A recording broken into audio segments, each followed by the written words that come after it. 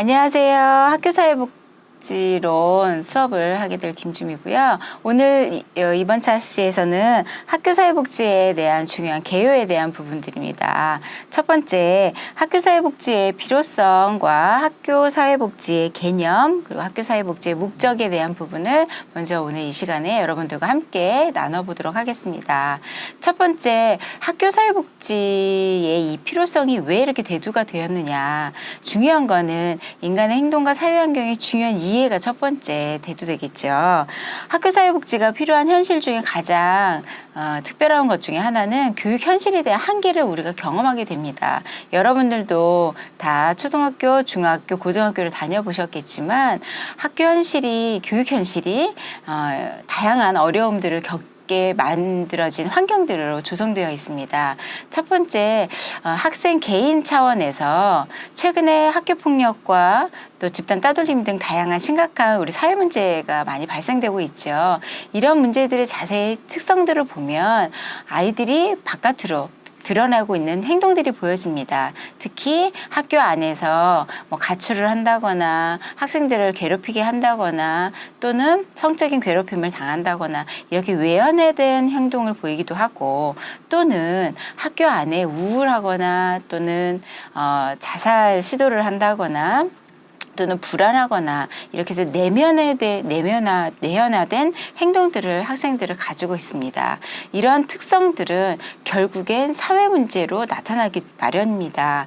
개인의 문제를 유발하는 사회 문제로는 아이들이 무단결석을 한다거나 학교를 중퇴하거나 또는 방임이거나 학대이거나 또 가족 간의 어떤 이별이나 별거를 통해서 학생들이 물질을 남용한다거나 성행동을 한다거나 또는 임신을 하는 등 이런 다양한 사회 문제로 야기되기 때문에 학교사회복지가 학교 현장에 가장 필요하다라는 것들로 절실하게 요구되고 있습니다.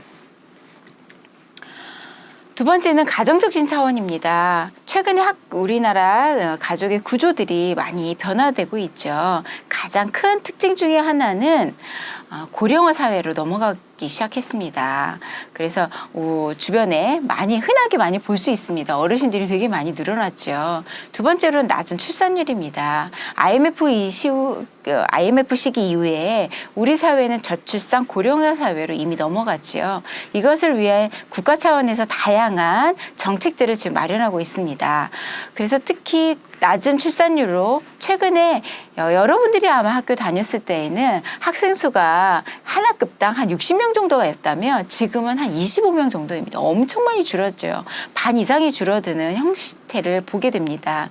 더불어 이혼율이 증가되고 있습니다. 어떤 반은 한 반에 이혼 가정이 30%를 넘는 경우도 있습니다. 최근에 이런 이혼율의 증가로 우리 사회에 가족의 구조들이 살짝 많이 바뀌었죠. 다양한 형태의 가족 구조가 나타나기 시작했습니다.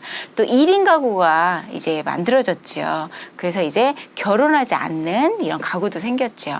또 여성 가장에 가족이 생기기도 하고 한부모 가족이 증가되기도 합니다. 또 여성의 경제활동으로 인하여 다양한 아버지가 가정에서 살림을 하고 오히려 엄마가 나가서 경제활동을 하는 가정들도 만들어지게 되어 있습니다.